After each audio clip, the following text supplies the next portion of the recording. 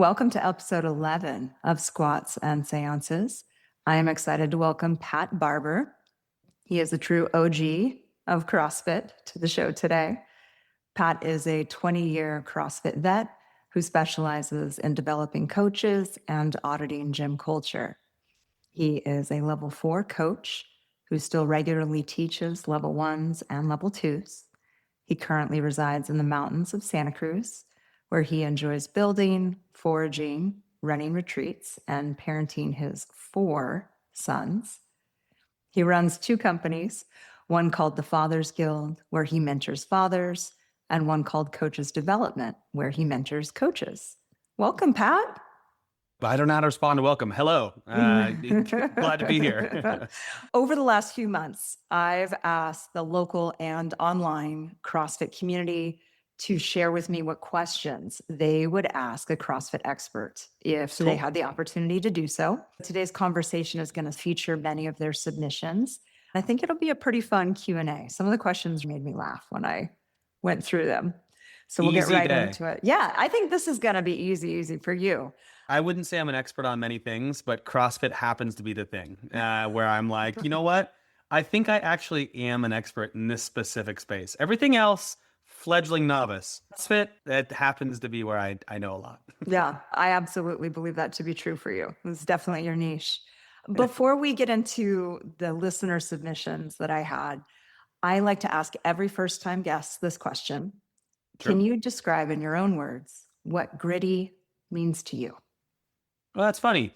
Right now, I'm working for Street Parking. I'm doing some work for their media side as well as some of their coaching stuff. And they're actually doing an entire month, which is a grit-focused month.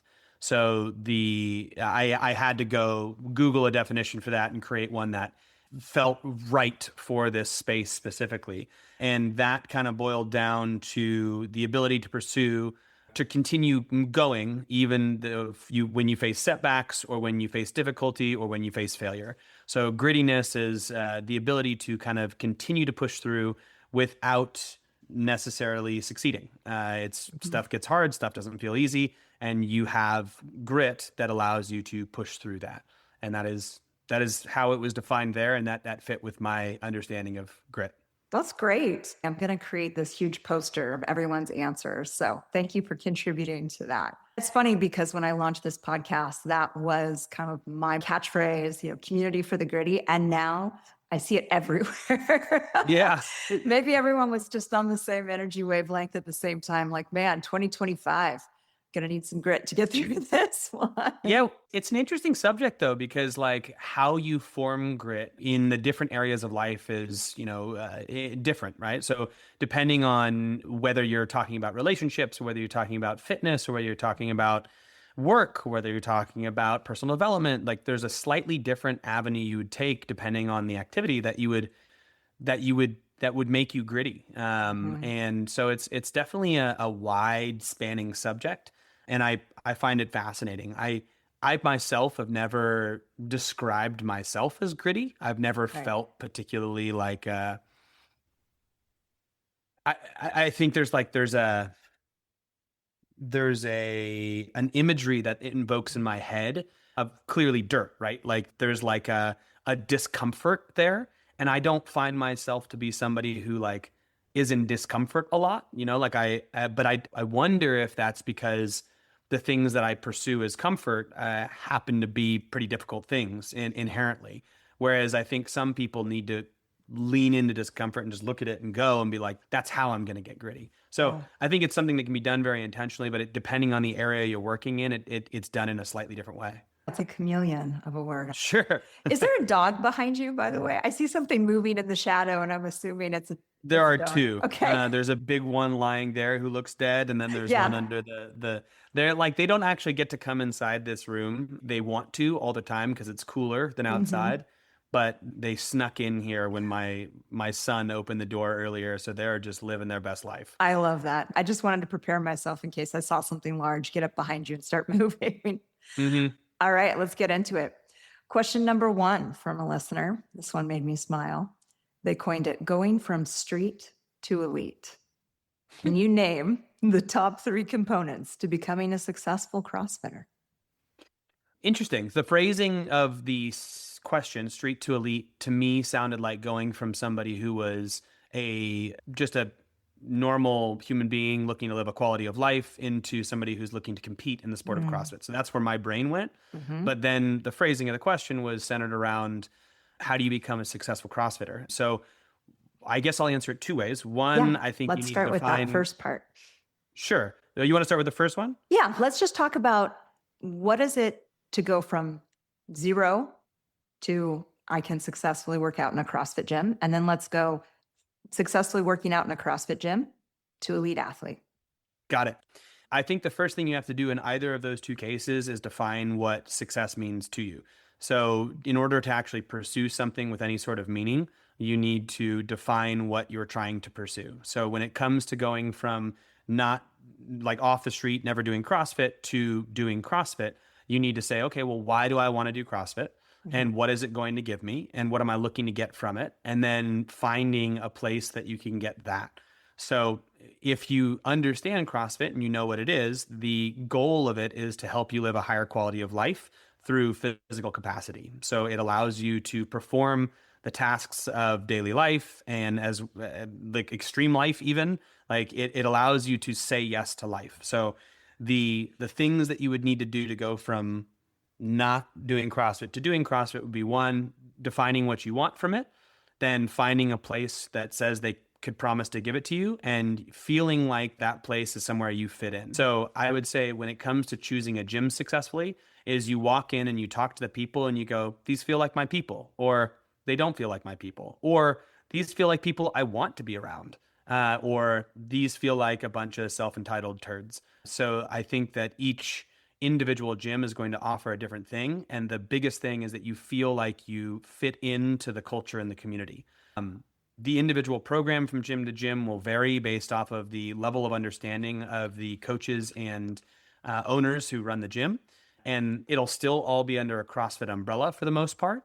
But some things are more effective or less effective at moving the needle when it comes to human growth.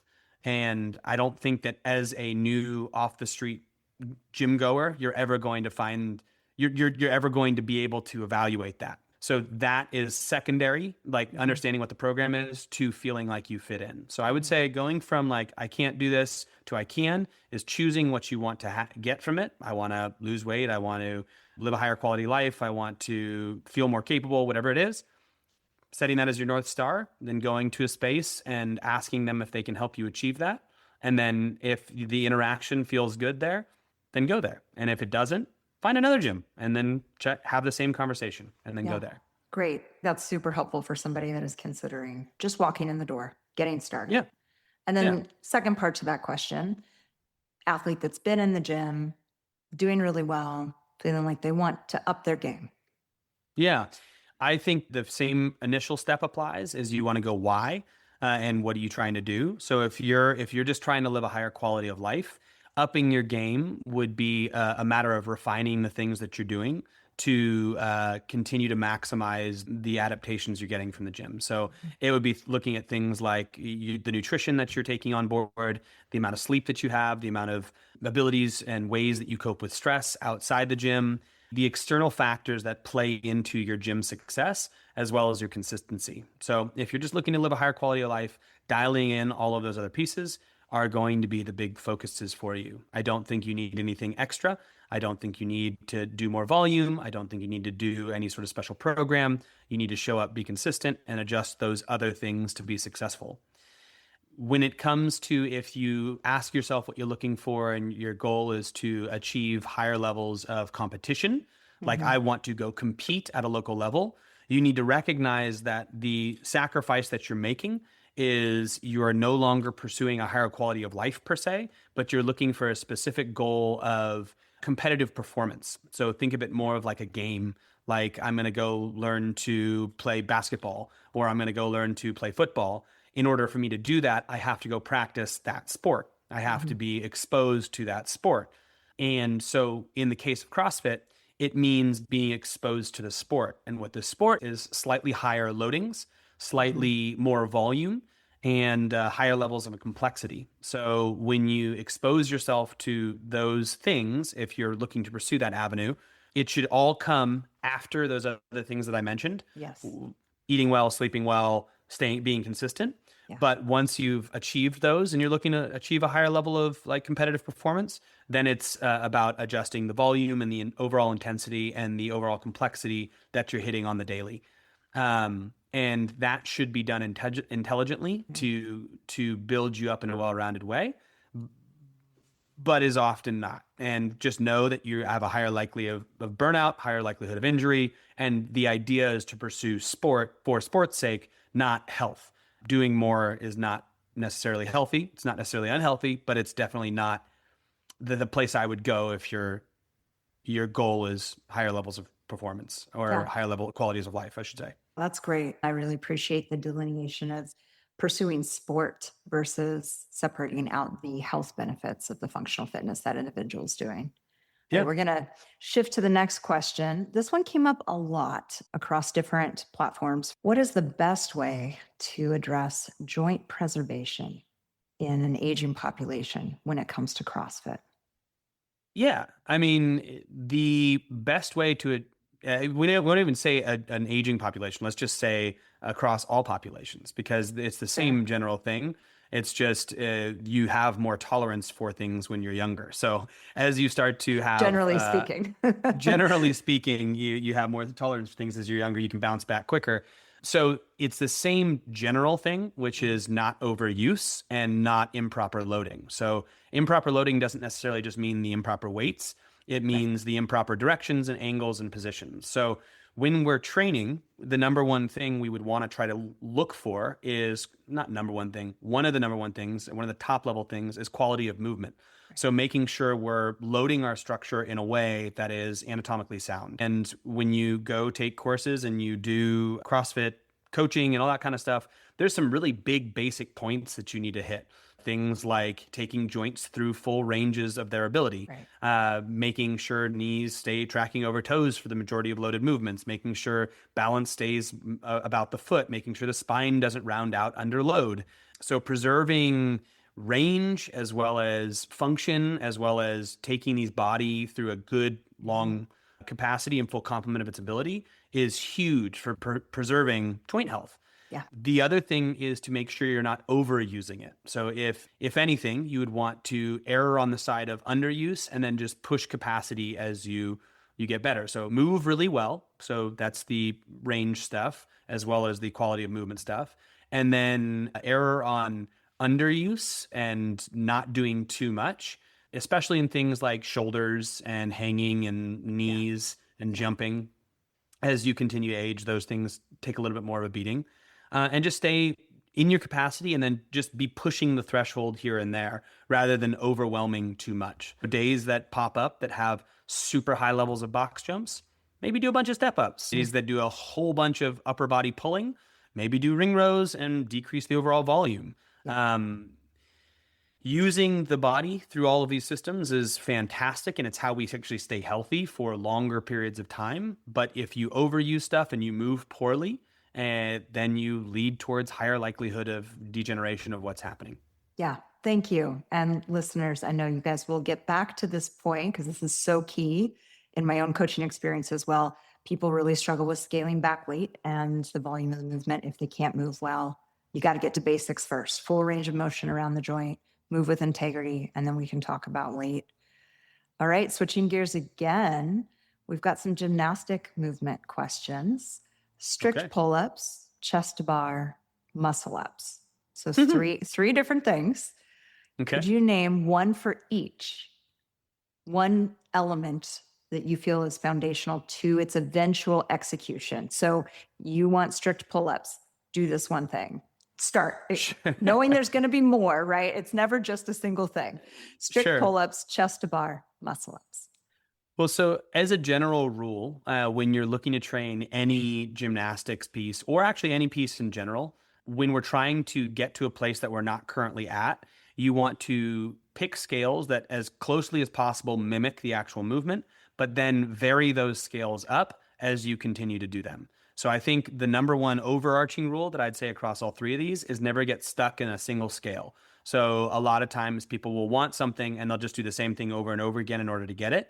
You would want to vary up the different types of scales. So if we're talking about something like a chest to bar pull-up, you'd want to be working really, really good ring rows at varying levels of body position. You would want to do chest to bar slow negatives, where you jump up to the top, hold your chest, and do a slow eccentrically loaded position. You'd want to work your kipping pull-up, looking to pull to a higher chest to bar. Like there'd be a varying levels of things. We could do bands, we could do different types of negatives, different places that we can do other kinds of bent over rows and pulling, but just making sure you're mixing up the scale is what is an overarching piece.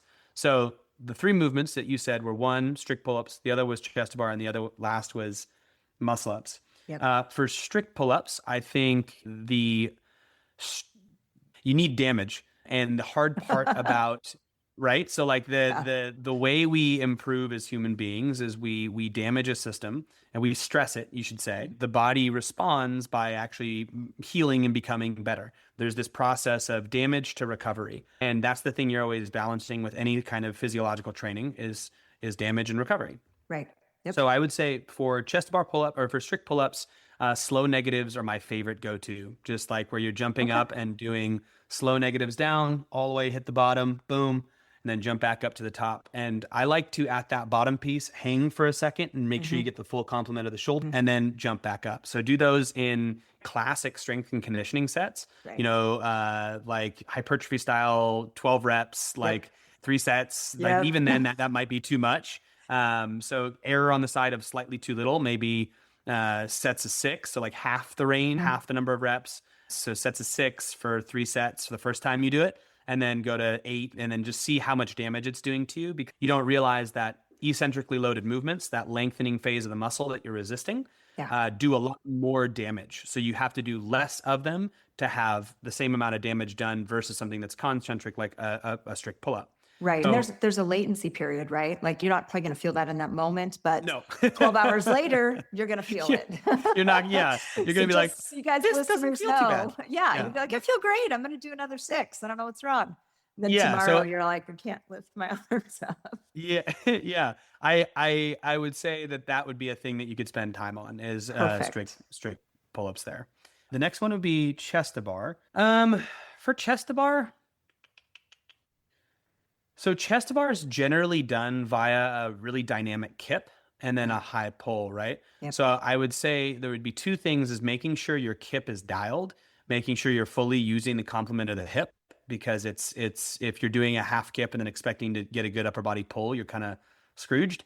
So I would say make sure you've got a good gymnastic style kip, big firing of the hip, big closing of the hip, big opening of the hip. And there's plenty of drills online you can check for that. Yeah. And then I would do some ring rows, like a pretty flat looking ring where you're pulling to the chest level all the way down to kind of almost like below nipple line and really holding there for like a second, and then coming back to straight. So you're getting more of that bottom end pull as you go through there. So the bottom end pull coupled with a really dynamic kip, I think is what's going to really get you there. That's great. I appreciate that particular scale for that, or building strength, because in the coaching world, I often see that as coaches, they just program more pull-ups to try to get chest to bar.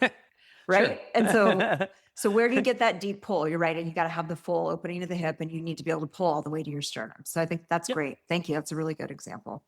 You're welcome. And then for muscle ups, are we talking just bar muscle one ups? thing. No. Yeah. So what comes to mind for me is it's a good question. They didn't specify bar or ring. We can do both. Okay. We can do both. Yeah, let's do it. Bar muscle ups and all of these things, when we move on into dynamic like chest to bar and bar muscle ups, we're assuming that people have strict pull ups. We're assuming that they have the shoulder girdle strength to handle a dynamic load through it. That's just a thing.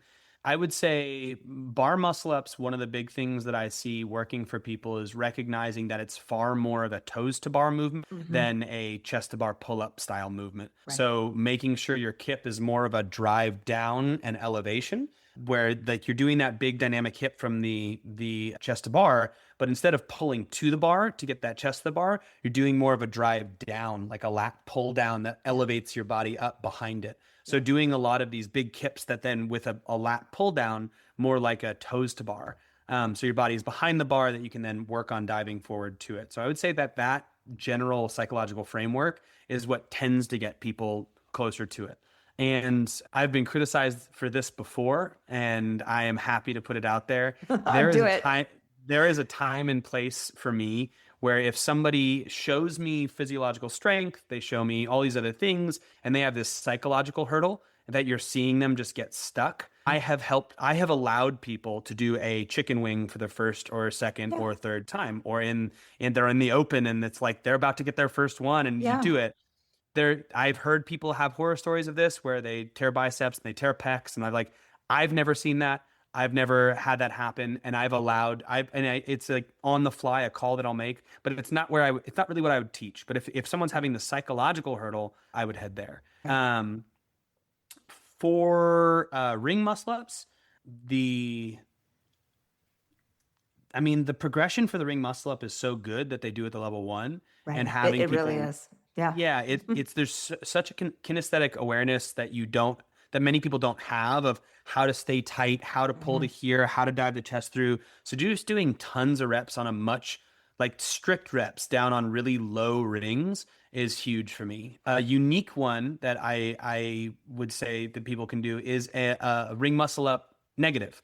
So you get to the top of a Okay. dip, Yeah. and then you slowly lower yourself down, and then you turn your wrists over so you can get to that false grip, Right. and then transition down, and then do that again. So you're working that eccentrically loaded piece again and Right. learning how to keep it all tight. Because like when you're down below, you tend to want to pull wide. Yes. When you're up above, you don't want to go wide. And then No. you recognize how tight you need to be as you drop through, and your Okay. body can kind of work it from the backwards to the forwards, and then you try it from there. That's brilliant. You actually answered a side question that came up, the necessity of a false grip for ring muscle up. I believe it's necessary, but I'm L3, you're L4. You've been doing this at least 10 years longer than me. What are your thoughts? Think of it as like a tool that in order for you to do something easier, you could use a false grip, which is going to shorten the lever arm and be a grip that you don't need to move. Yeah. So what happens with a false grip is you go from a pulling position Yeah. to when you transition, you go to a pushing position, and it's the ring stays stacked under the forearm. Correct. So you don't need to move your hand to do that because of where it sits on the ring. You just turn your hand around and you're good. If you're in the four on your fingertips, when you go to transition above the ring, in order to get from your fingertips or even the palm of the hand to stacked under the wrist, you have to slide your hand around to do so. Which, in order for you to do that, you either need to be obscenely strong in your pull, Right. or you need to have a kip. So when you kip, there's a weightless portion where you're transitioning from below to above, and you can just go whoop and slide your hand over. So if you're really coordinated and you know that there's going to be a weightless portion where you whoop slide your hand through, like then you don't need to have it if you're doing a kip. But that requires a lot of prerequisites Okay. that are like, I would prefer you to do it with a false grip. And then we learn how to do a no false grip version of it when you're looking for a really dynamic kip. Because if you have a false grip, you can always fall back on that when you start to fatigue, because it's always going to be an easier transition. But if you don't have a false grip and all you have is this dynamic kip, the second you start failing, you're done. Like you're not getting any more. So I would say it's like a progressive thing, is like you learn the false grip, you do the false grip strict muscle up before you move on to a false grip kipping muscle up where you get a little bit of a hip in there. You realize how easy the transition is. And then you understand coordination and all these other pieces, and you're dynamic through the hip and you're competing in it, and you can do just like a normal grip. And then there's like half grips in between. So it's just like a tool, time and place thing. That's perfect. Thank you. I love this. I could talk about this kind of stuff all day. Samesies. All right. Next question I've got is injury prevention. In your opinion, what is the number one thing to do to not get hurt in a CrossFit gym? The number one thing is to reduce your ego. And so the number one thing that I see people getting hurt doing is doing something outside of their ability level. That could be due to a poor direction on the coach's part, like not telling you what's expected. Or more often, what I see is people who think that they just need to do what's on the board, and they just do the wrong thing. Like they do too much load, or they don't move particularly well, and they use smaller structures before they use bigger structures. And so I think that's if you can let go of your ego and you can be there to learn, and you can use lighter load, and you can move better and get beaten workouts, like you'll have a much lower likelihood of being hurt. Now, coupled with that is you also need to basically have some, like, how do I say this? You have to have some like personal not autonomy, but like responsibility, like to be Hmm. like, this doesn't feel right, I'm not doing Right. this right, I want to change, Right. rather than I'm going to push through. And that is a lot of the coach's responsibility, to make sure they educate you on what that should Yeah. all feel like and the culture that should be there. Yeah. But I would say that's the number one, is drop ego. The other one is don't do too much. And sometimes people don't have an ego, but they think that more is better, and that's just fundamentally not the case. It's like you have the rest of your life to get fit, Yeah. and the fact that you showed up, like, you're doing good. Mm. So take each day as just like a small piece to a larger puzzle. Don't feel like you need to toss it all in the same day. And I think that that's a failure on some gyms part. They just do Right. too much programming wise, Yeah. but it's also a Oh, failure yeah. on some athletes part, where they're like, oh, there's three scales here, I'm going to take the one that has the most amount of stuff and I'm just going to hammer it. Or they just won't rest. Or they're like, after class, I'm going to do 5 sets of 5 deadlifts. And you're And also to have a coach there that watches that like, come over and say, why don't we chat about what you're doing right now? What's happening? totally, totally. And I think too, there's also a sense of like, there's education that needs to happen there. There's also like a conversation we had of like, why are we in the gym? What are we doing? What are we training for? Like, is this That serving a why. purpose? Yep. So to not get hurt, there's a lot of things, but also we're human beings and we're doing something that is complex. Is Yeah. there the potential for injury and you just get unlucky? Sure. So it's less about like, okay, I mean, you try to mitigate it as much as possible, but you're going to get tweaked.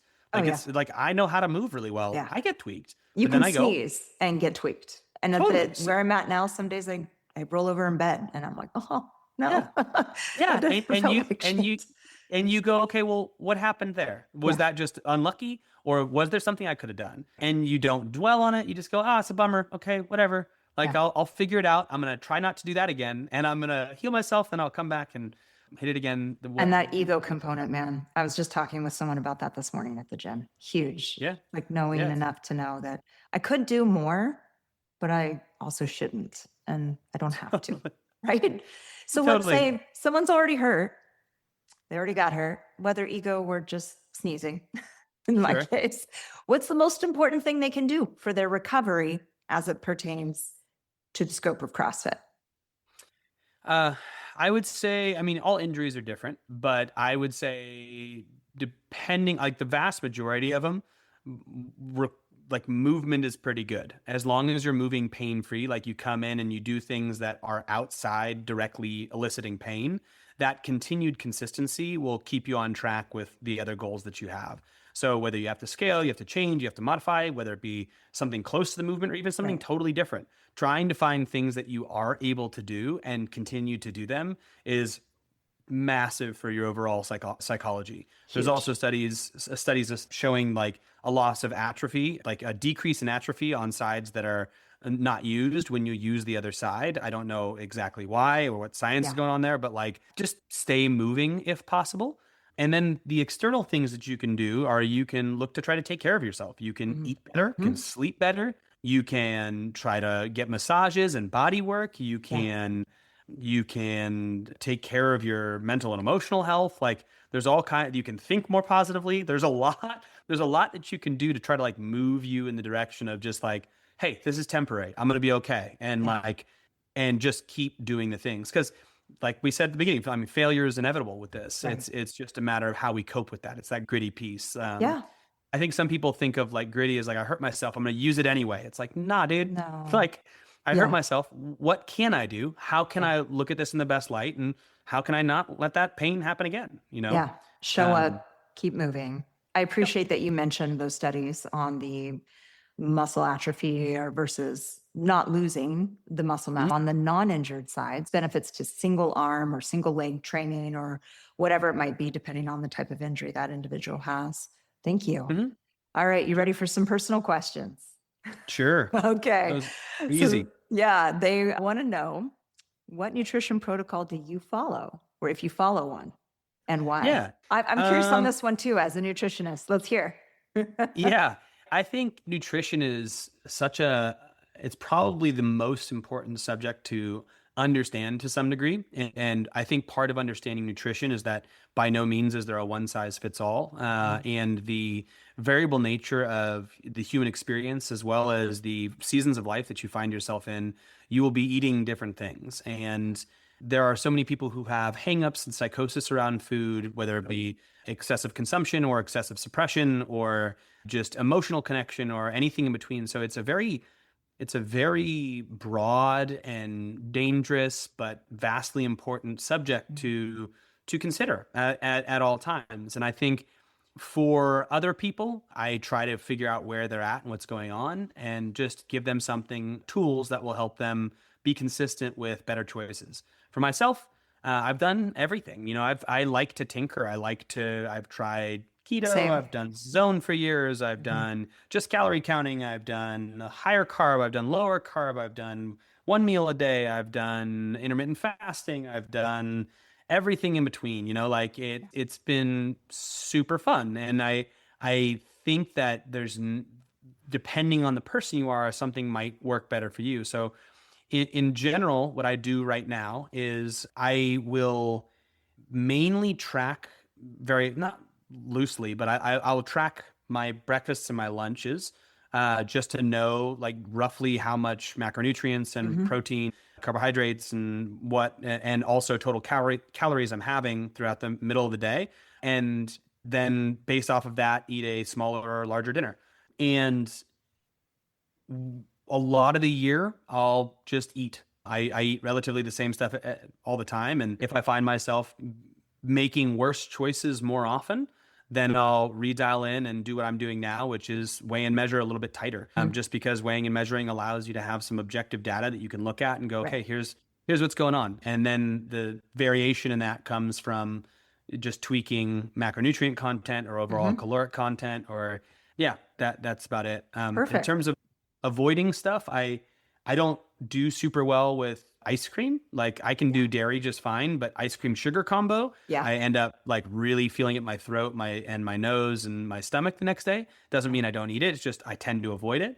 I've got 2 cups of coffee in the morning. At this point in my life, I can't do more for some reason. It makes me super hyper. Let's see what else. I'm not a supplement guy. I don't think any human beings really need them unless they're particularly deficient, but I do currently take creatine. I don't notice a difference, but I've just seen so much evidence supporting that it's a pretty good thing to take. So that's only been in the last, I'd say, year. I currently struggle with getting enough protein in a day because I'm trying to eat a gram per body weight, per pound of body weight. And so I only because of that do I have protein powder and water once a day, just because I just can't get the right amount of protein. Well, I can, but it's like I'm so full if I'm trying to eat that from meat and other stuff. Yeah. Obviously, the more mass you're walking around with, the muscle mass you're walking around with to preserve, the more protein you need to consume to support that muscle protein synthesis to continue. It's just like, you start looking at how much protein you probably should be eating. Shake is a great idea. Protein supplement in that way. Sure. Next question I have, do you drink? If you do, does it affect your training? And if you do not, why? Yeah. Alcohol is objectively a poison. That's its function. It's poisoning you, so your body responds by becoming drunk to process it. So ethanol, being its own nutrient, is quite good at what it does, which is get processed first and make you tipsy. I really like the taste of whiskey. I really like the taste of beer. I also really enjoy the feeling of being slightly drunk, not blacked out drunk, but a single beer will slow down my brain enough to where I become quite compassionate, I'm quite loving, and I'm present, and a lot of other things. Now, that all being said, I don't know how much control I have over alcohol. And I've never been much of a drinker, but if I'm drinking heavy, it's like probably 1 drink a night. And there's a marked difference in my capacity to cope with little things in life. Like if I'm doing that often, even 1 drink a night, like I'm not as good at being fit, as breathing well, as staying unsick, as thinking clearly. So parenting for me, that was a big one. Yeah, parenting. There's a lot that that there's positives, like there's a social component that's amazing, like to like have a drink with friends or go out to the bar, like not to the bar, but I mean, a bar would be Birthday fine, but like party, a like birthday sure, party, whatever it is. anything. Yeah. But I think it's just you have to be you have to just watch your relationship with alcohol. And so I'll go through periods of time, like I'll go on vacation and I'll drink more heavily Mhm. because we're in Ireland or something and they've got Guinness, and I'm like, dude, of course I'm gonna have Guinness while And I'm there, whiskey, all the and whiskey. whiskey, great whiskey. And then I'll get pretty sick of it, and I'll take a year off alcohol, and then I'll try to be more moderate. But right now I'm actually I for the last few months I've had this app called Reframe, which is like a daily workout, or Yeah, it's a daily alcohol tracking app that yeah. basically you just log your drinks, you say how many you want to have, and then it Yeah. educates you daily on different functions that alcohol has. So great app. I highly recommend it as just like another tracking software so you can know what's going on. And the other thing that I did about 2 months ago, or no, about a month and a half ago, it was like right when we got back from Ireland, is I actually outsourced my drinking to my wife. So I Mm. said, and I told her, I was like, do you mind if I outsource this to you? She said, no. And I was like, well, I can only drink if you tell me, hey, do you want to drink? The answer is always yes when you say, do you want to drink? So if you say it, I'm going to say yes, but I won't ask about it. I won't do anything. It's not on my mind until you say, hey, do you want to drink? So that has been extremely psychologically freeing. I don't need to be like, oh, Wow. what night of the week or blah, blah. I was Yeah, just like, all right, wife, that if you burden. tell me, yeah, if you tell me I can, if you ask me if I want to drink, I'll have a drink. So like if we're out at dinner and she's like, do you want to drink? I'll have a drink. Yeah, that's interesting. Yeah, Yeah. can I pause here? I just wanted to share a couple of things. Sure. Personal for me, you were one of the first people that I had ever known that did an entire year of Hmm. sobriety. And this was many years ago. And this was Yeah. really when I was in the thick of some other stuff. And I was like, wow, that's amazing. And I don't think I'm ever going to be able to do that. It just seems like I would miss out on so much. And I also enjoyed wine and all the things. Fast forward, I mean, this must have been 6, 7 years ago, maybe longer. Just over a year ago, I found Reframe. I started logging. I was like, I'm just Nice. curious, I just want to Yeah. learn about this. Completely opened my eyes. How Yeah. much I was consuming was way more than I thought I was. Learning about the neuroscience behind what alcohol does, the physiology of how it affects the body. Me being me, I started reading all the books and everything, but it started with Reframe. Nice. As of September 4th of this month, I am 1 year sober from alcohol, and I've Hey. recorded it all. I did it. And I just like, this is a full circle moment for me, dude. Like, There it you were is. the first person that I knew in my social circle that did that. And I was like, oh man, I could never do that. That seems You like an you incredible can, thing. and you did. I did. And so, anyone else that's listening, you guys could do this if you wanted to see. So, not dissimilar to you. And I know this isn't an episode on alcohol Yeah. consumption. So, I'll rein it in. But the sobriety factor has completely changed how I train. It's changed my body composition. It's changed my mental outlook. It's done a lot more than I ever thought it would. Yeah. So I just thought that, that's a real personal question. Do you drink? But when people think of, these athletes or these individuals that they look up to, and especially in the fitness industry, like that is kind of a hot button topic. And it's one that not a lot Sure. of people talk about. So I just want to thank you for being vulnerable and sharing, because I just had a moment I wasn't expecting to have. That was amazing. Well, that's great. I mean, Yeah. I congrats on your journey. I Thank think you. it's an interesting one because like I actually don't care what people do. I just care that they do it intentionally. So like, and I think that that's important for yourself. Like if you want to drink, have good reasons that you're drinking. Be like, I'm doing this because it's on purpose. I'm Yeah. doing it because right now in my life, I feel like this is the best choice. Yeah. I feel like this is what I want to do. And I feel like so many people haven't evaluated that. And there's seasons of life. Like, I mean, you're Oh, one yeah. year, right? Yeah. And I did 1 year a while ago. I didn't notice any difference in the 1 year. It wasn't that hard for me. And I was like, that's not bad. But then I've had these other seasons of life where like I just I don't feel like I could have gone a week without having a drink, Oh, yeah. like, and it was after that 1 year. So like there's always going to be this balance in the relationship. Yeah. It's just you want these choices to be intentional and something that you can live with and something that you're like, I'm choosing this drink because this is what's right for me right now. And I'm going to reevaluate it again and again and again and keep coming back to like, is this appropriate for me? Because there's times where it's just not. And something that hit me recently that's really had a big shift in some of my perspective is I did a bit of an analysis of all of the times in the last 3 years or 4 years that I've had a not an emotional break, but like a incontrollable amount of frustration or anger, or it's like just like a mini breakdown. Like Yeah. I'm not an anxious person and I'm not bragging. Mm. I just like I don't have anxiety, I don't have depression, I don't have uncontrollable thoughts. I'm very logical. Like my brain tends to work that way. It's how I cope with the world. I'm very lucky in that regard. Yeah. So when I have times where I'm like going, I shouldn't be feeling like this and I Yeah. can't work my way out of it, it's really off-putting to me because I'm like, what is this? And I know that's a more common occurrence for some, but like It was what very I common for me. Yeah. But I do have anxiety. So, right. yeah.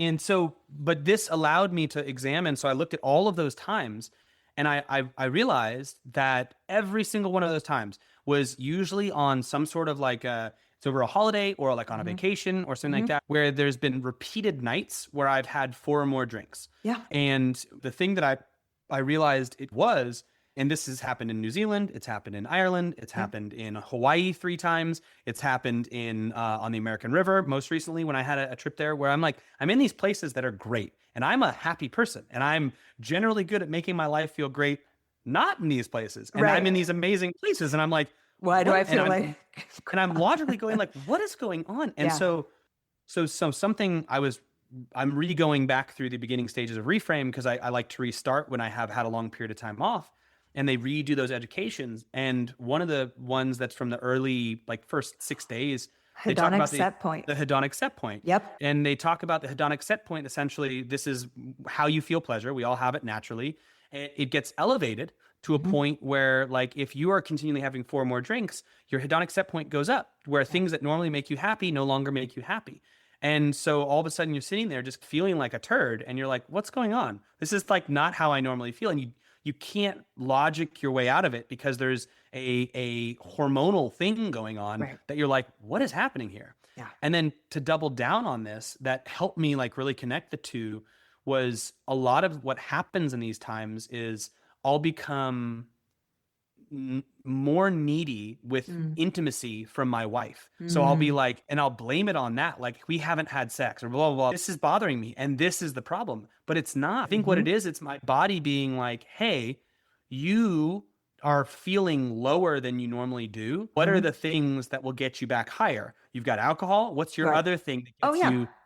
Oh, Sex. pleasure, like Mhm. sex, like Mhm. go there. And I'm like, oh my gosh, like it's not that. It's this combination. It's this.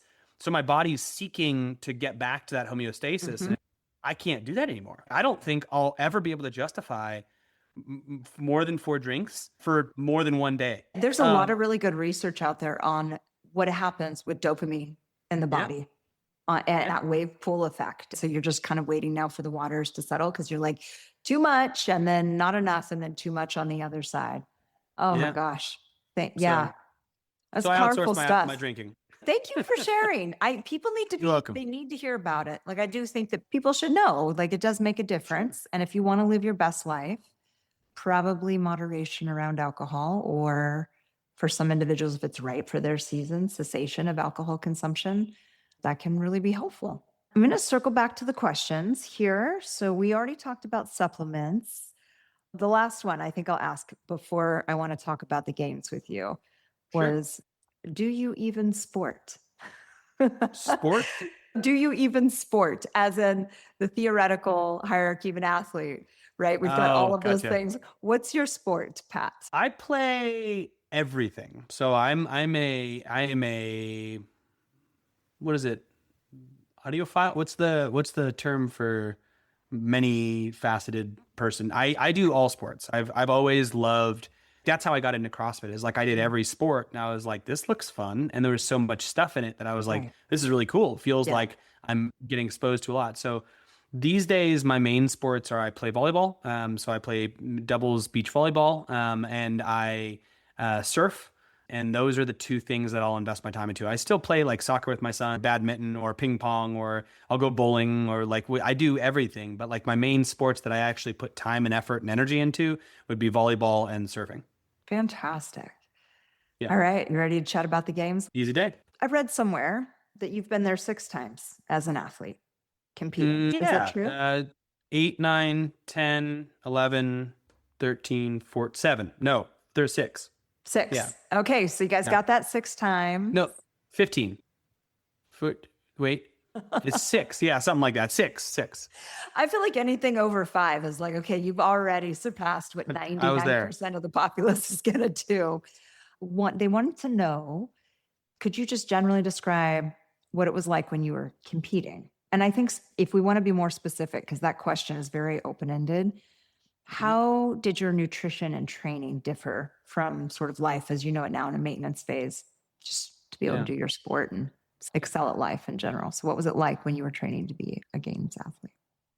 Yeah, I mean it's like anything that if you're truly passionate about it and it's all consuming and it's kind of your job, you just do it more than anything else in your life. So you spend a lot of time at the gym.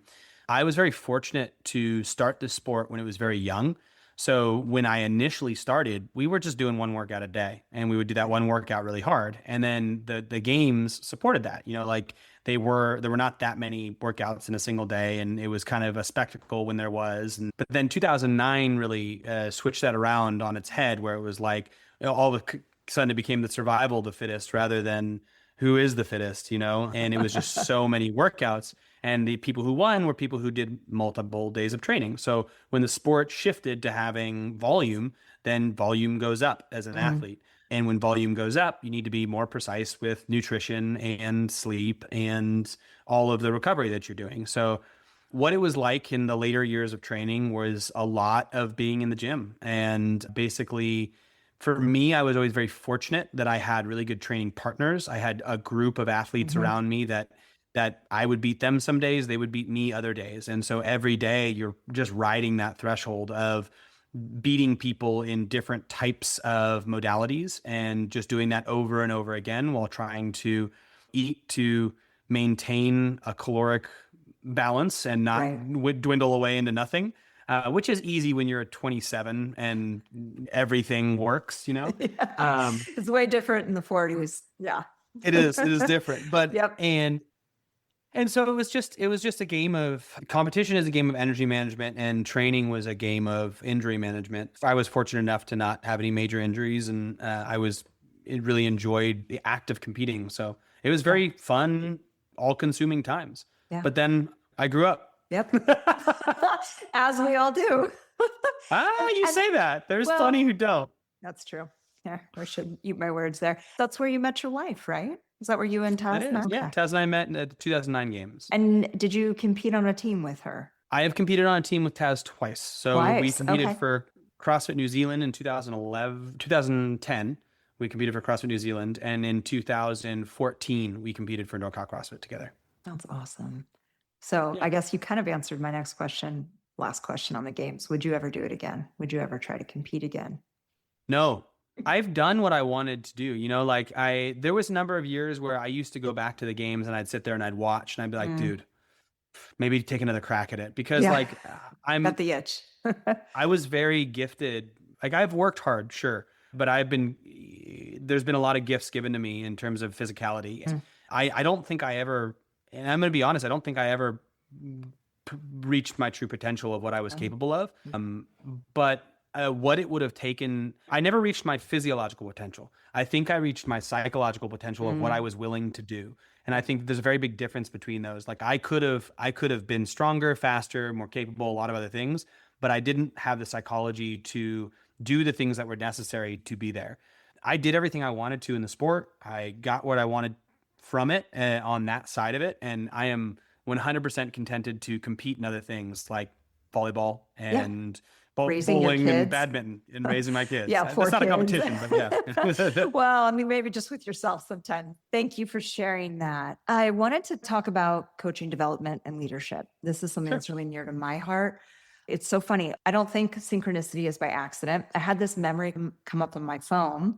2016 or 17, I'm at the ranch, little young Vanessa smiling, probably smelling, but smiling for my L1 picture. And you were there. And I was like, oh, I didn't even remember Pat was there, but I remembered you from my L2. So we go way back, but I think you'd We do. already been in CrossFit probably 10 years before that, if you were Yeah. already at 2007 Yeah. competing.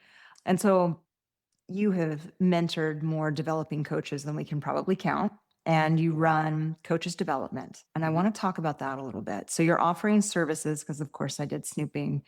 You've got a coaching masterclass, coaching audits, coaching retreats. You've got a weekly newsletter that you offer. I'm going to include links in the show notes for people to go check out your websites. You Sure. spend a lot of time in a teaching position. Yeah. How did you first get started coaching the coach initially? Yeah. What keeps you motivated all of these years later to still be doing that? Yeah. I mean, good question. I think that where I got started, so I'll answer the two separate pieces, but where I got started was the first time I coached other coaches was when I went and moved to New Zealand. So Mm. I was in Northern California. It's CrossFit Santa Cruz, and that was where I was a coach. And I was on level one staff and level two staff, and actually I was only on level one staff at the time. And then I moved to New Zealand, and they had this like young gym there. I mean, it was a great, successful, awesome gym, and they had some great coaches, but they also had a bunch of people they were mentoring and like trying to bring up. And I came in with a lot of experience relative to everyone else, and so it was a matter of trying to be like, okay, well, let's tinker with making new coaches and trying it there. So that was like 2010, right around that time, Yeah. and it was hard. I mean, like the coaching athletes, you've got a person who's paid you in front of you who you're trying to make better at movement. And coaching coaches is different in the sense that what you're doing is you're taking a human being and you're developing who they are and their capacity to teach others. So there's another layer of ego that you're dealing with in like, hey, I'm going to comment on how you relate to the world versus I'm going to comment on your ability to squat. Right. Like you could say Feels that's much a more form of personal. expression relating. It's way more personal. And Way more the personal. variation in ego that you face is fascinating. In addition to just the raw skills of seeing, correcting, and knowledge and all those other pieces. So obviously I didn't know all this when I started. It was just like, try to do this. This works for me. Try to do this. This works for me. And then it just like developed over time to where 2012, I started, we moved back to California and I started running NorCal CrossFit with Jason Kalipa. And we were the only coaches at our gym that we opened up and grew really rapidly to about 300 members. And we were like, we need more coaches. So it was just a matter of bringing people in and teaching them how to be better coaches. And so it was trial by fire and, hey, here's what I do, here's this. And then it was, those gyms grew to like 22 gyms around the country. And we Right. had, 80 coaches in the Bay Area alone. And got put in charge of coaches development with my wife, and we wrote development programs. And it was the Wild West though. So like nobody knew how to develop other. Mhm. And we just kind of knew what we had done. And, like we knew how CrossFit had mentored people. And like but that was only on level one staff. And like that was a Right. real trial by fire sort of scenario where like you just got broken down and then rebuilt every seminar. So like there's so much in the space that is very just, it was new. And so I was kind of at the forefront of all that and failed so many times. The same way you Mhm. fail Right. giving cues as a coach and you say, Right. hey, try this, and it makes it worse. And you're like, oh, okay. And I think that the thing that I the reason that I still do it, and so that was my journey through it. And like to this point, I'm now 20 years into it, Right. more than 20 years into it, but 20 years into the coaching side of it, pretty much. I think what still keeps me going is like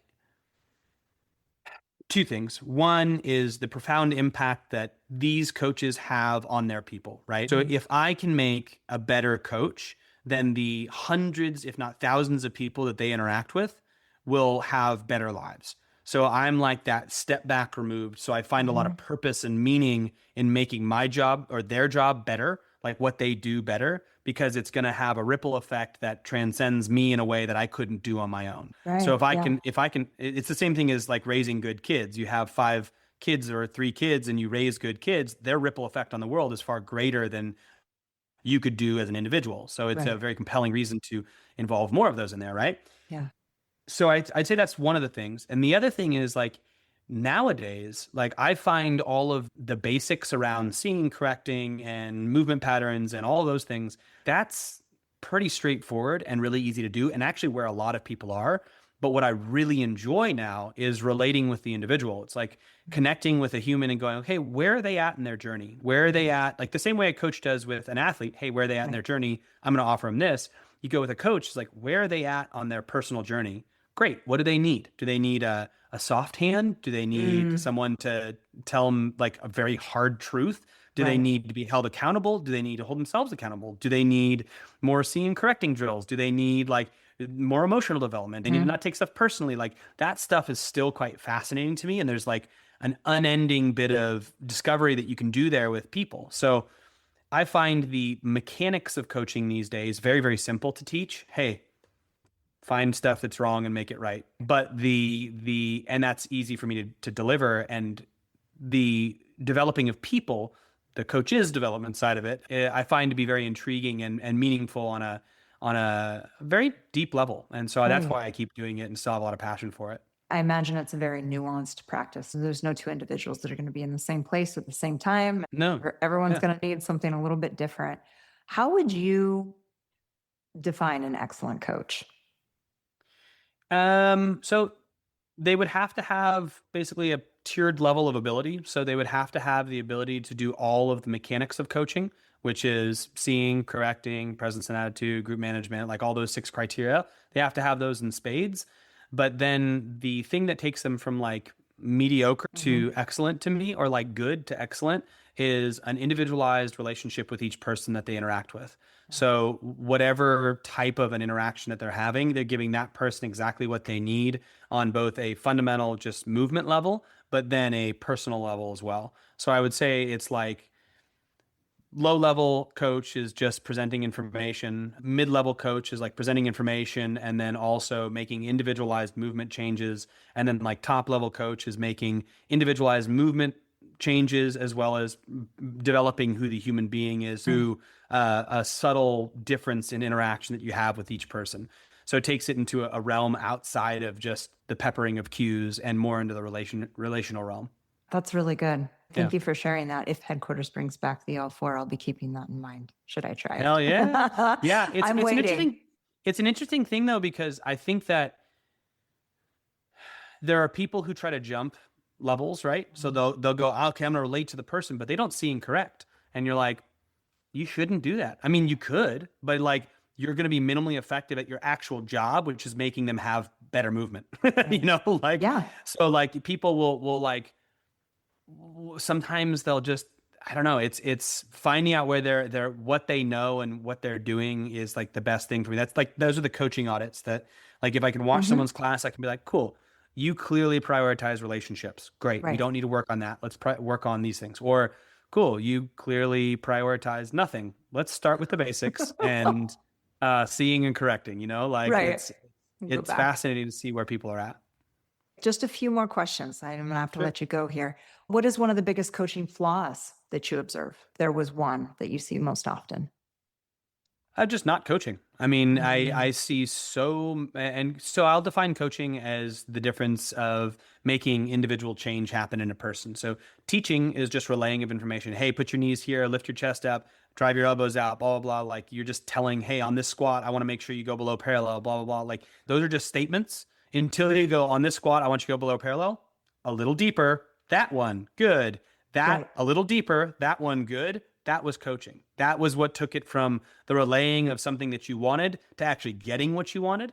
And I think that is vacant at a lot of gyms. Like a lot of coaches Yeah. just misunderstand that mechanic of like, I'm here to watch you move, and if you're not moving how you should move, I will make you move differently.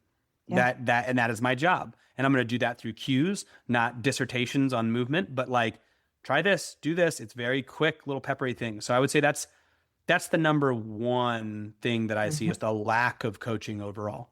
I would love to have a whole nother episode where we talk about specifically coaching development, gym ownership, programming, those kind of Sure. things. Last question I want to ask on this one, someone just starting on the coaching path, maybe they just got their L1. What is the single most important thing you would advise them as they start their coaching journey?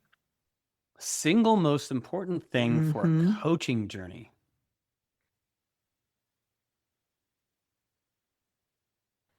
I'm going to say this because it's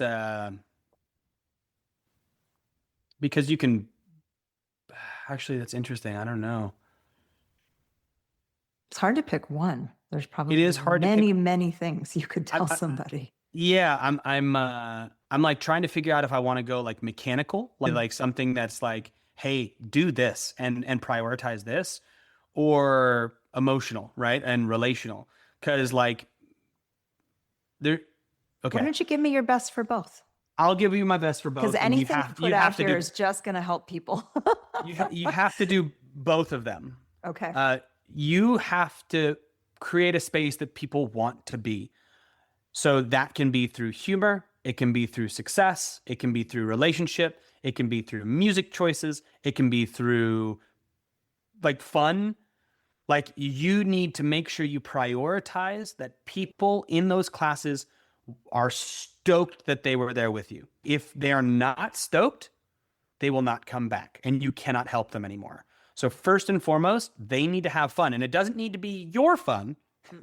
And you don't need to have fun, and it doesn't need to be about you. It needs to be about them taking what they want from this, which plays that individual nature of what you're giving people. So mess around with making sure that when people leave your class, they got something from it. And again, there's many different ways you can do that.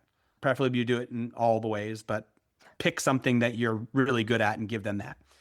I would say on a mechanical level, you need to have high standards. And it is better to have higher standards than lower standards. And that means twofold. One is standards of range of motion, which is more of a quality of, well, it's a function thing of making sure people preserve function of their body and capability of their body. And then two, then that's more like a judge. And two is quality of movement when it comes to technique and injury prevention and stuff. So just asking for more when it comes to quality of range of motion as well as quality of movement and having a higher standard at the very get-go, that's huge. Set that as your North Star. I will be strict with standard and then make people love it. You know, like, Yeah. so make people love it while being strict with standard would be the foundation that I would work Yeah. from. The You can the work two on, words that come to mind when you're describing this is connection and integrity, sure. right? Yeah. Like connect with you, know your community, connect with your audience the way they need to be connected to, and Mhm. then hold them to the integrity of the movements that you know how to teach, right? Yep. Yep. That's And you're going to get awesome. both of those wrong. Yeah, You're going to get both of those wrong a again and lot. again. And then you're going to look after class and you're going to be like, what went wrong there? And then you're going to watch old video of you coaching and you're going to be like, oh, that's cringy. Or you're going to watch, you know, like you're going to remember, like you'll use this cue for 10 years and then Yeah. someone will open your eyes to the fact that that doesn't actually mean what you think it means. And then you're like, oh no, you know, like, Oh, shoot. it's, Yeah, it's like I think of it as failing up. You have to fail to keep building on your yeah, skills as a coach as much as an athlete. Wow, Pat, thank you so much. I want to be respectful of your time. There's so much more I could talk with you on. I would love to have you back on and talk about the Fathers Guild. I had a bunch of sure, questions for you. My season 2 is going to be primarily on a lifestyle focus. And I think sure. that that is going to just be really, really potent to talk about as a community place for fathers, because there's a lot of women a lot of women empowerment, a lot of women that kind of sponsor things like that. And so it was very refreshing to check out the website. And I'm going to include links for that as well, listeners. So we didn't get a chance to cover it today, but I do want to circle back to that. And again, I would love to talk about gym ownership, programming, what that looks like too, because I know you and I have had some conversations on that as Yeah, well. There's so much that we could talk on. Last thing is if our listeners want to connect with you and all the services that you offer, where should they find you? What's the best place? yeah, yeah. For the coaching stuff, you can go to coachesdevelopment.com. All my stuff's there. For the father stuff, you can go to thefathersguild.com. And you can find those both respectively on Instagram as Coaches Development and the Fathers Guild. Awesome. Thank you, Pat. It has absolutely been a pleasure. Your time and energy are so greatly appreciated. I hope you Thank have you. a great day. You do the same. Thank you. Thank you for listening to today's episode. I hope you found it interesting, actionable, and worthy of sharing. You can help contribute to this growing community by emailing topic ideas, suggestions for interviews, and feedback to Vanessa at squatsandseances.com. That's Vanessa with an E at squatsandseances.com. You can find new episodes of Squats and Seances on all major podcast platforms and the vlogcast on our YouTube channel, Squats and Seances. Be sure to subscribe so you never miss an episode and leave us a review if you are enjoying the content. Season 1 will be drawing to a close on October 31st. Visit us at squatsandseances.com and subscribe to our newsletter. While there, you can also check out our weekly blog posts on all ways to optimize your health and fitness. Follow us on social media at Squats and Seances on Instagram, Facebook, TikTok, LinkedIn, and YouTube. And until next time, stay gritty, friends.